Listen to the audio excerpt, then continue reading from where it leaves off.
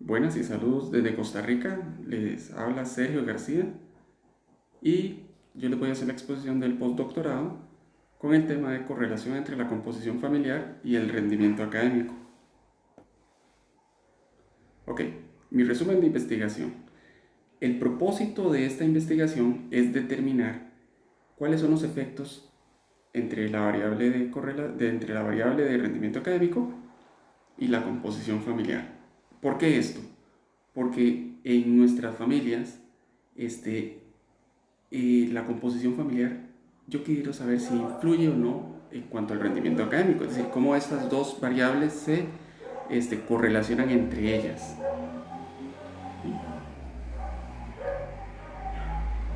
La razón para investigar este tema.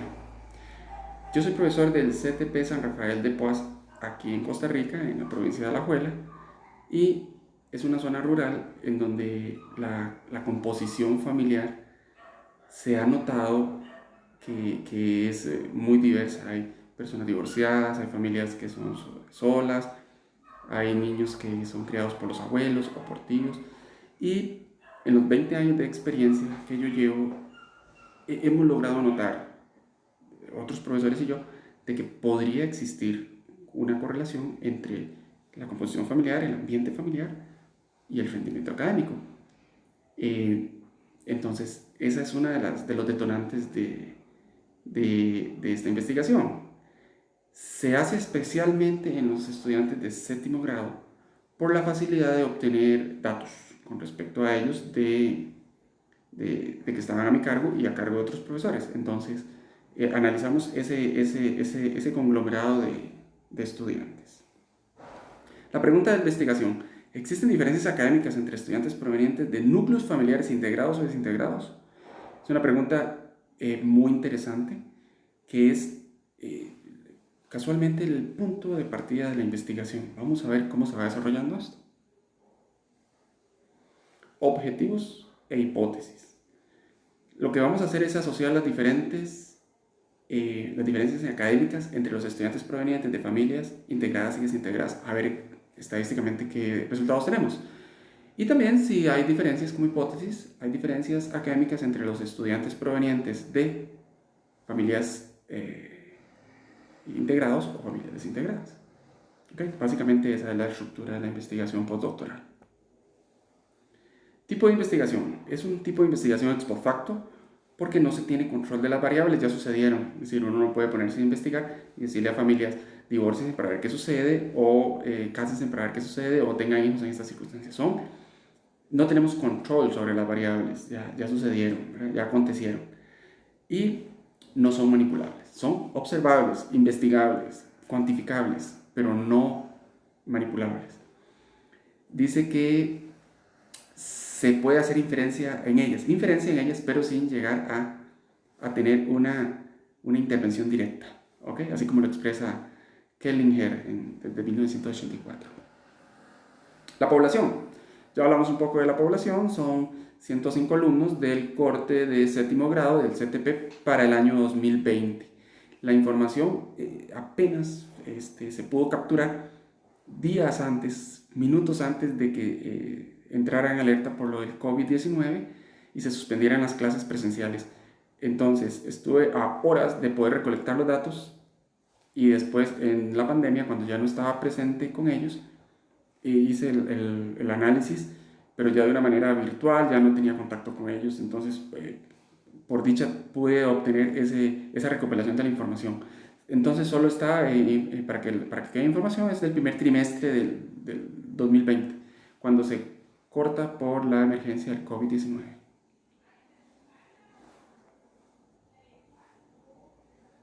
Okay, vamos a la siguiente filmina. Muestra.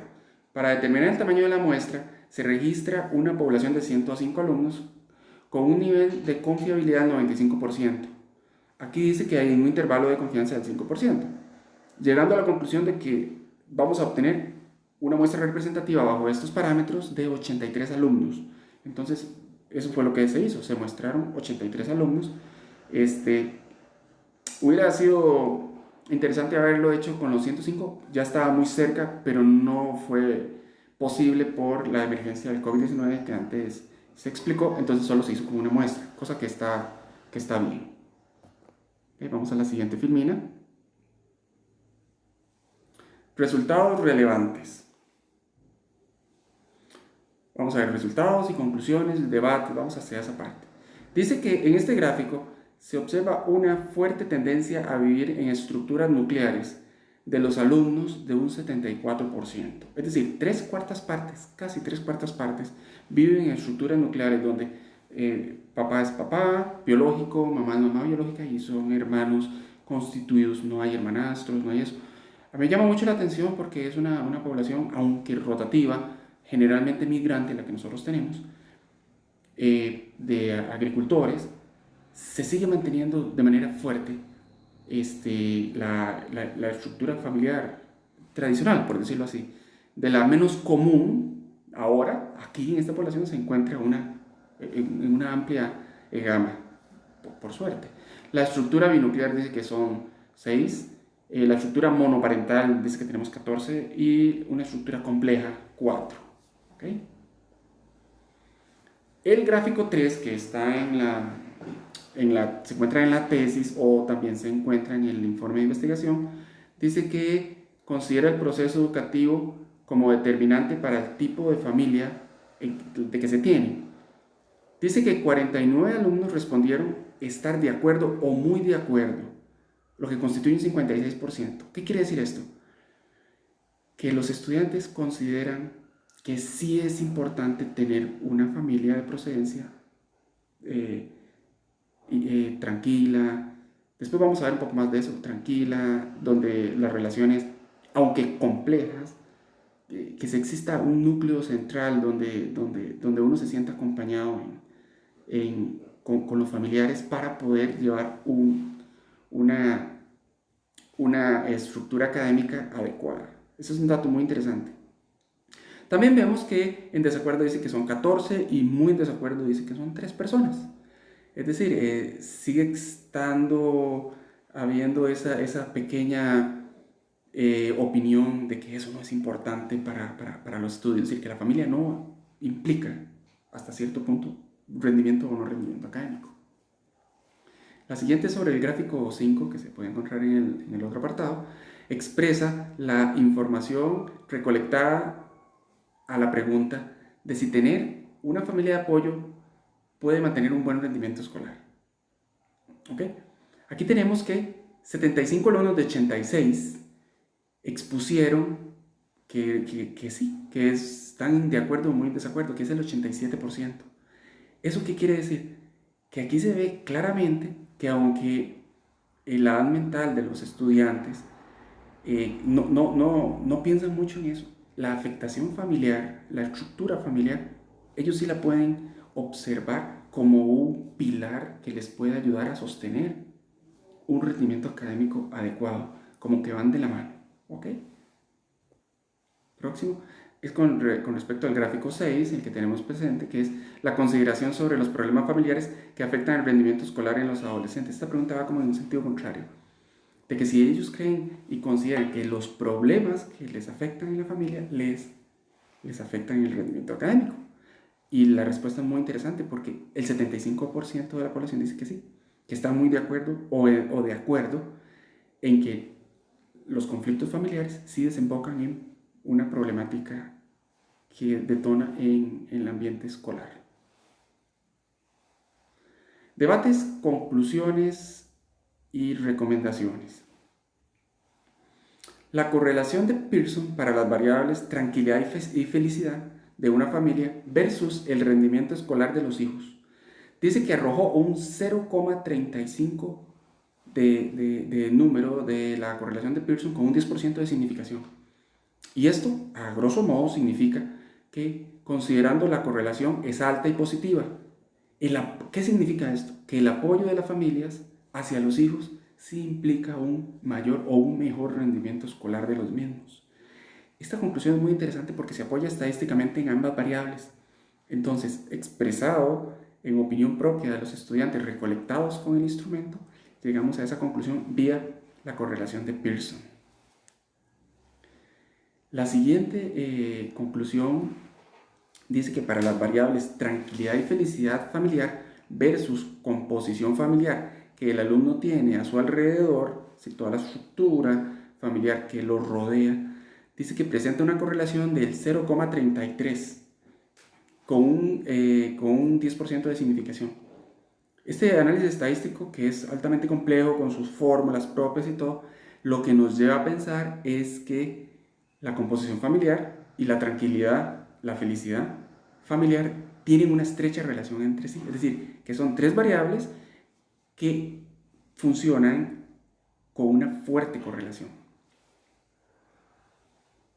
¿Okay?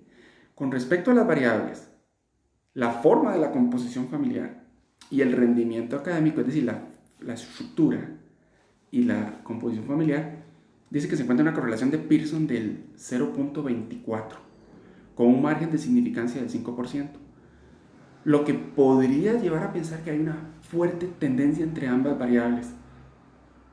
Pero es muy interesante, ahorita en las conclusiones nos vamos a referir a eso, porque aunque este es el eje central de la tesis, no hay una correlación perfecta. Es decir, podrían haber estructuras complejas que den niños con alto rendimiento. Ya vamos a analizar eso más adelante.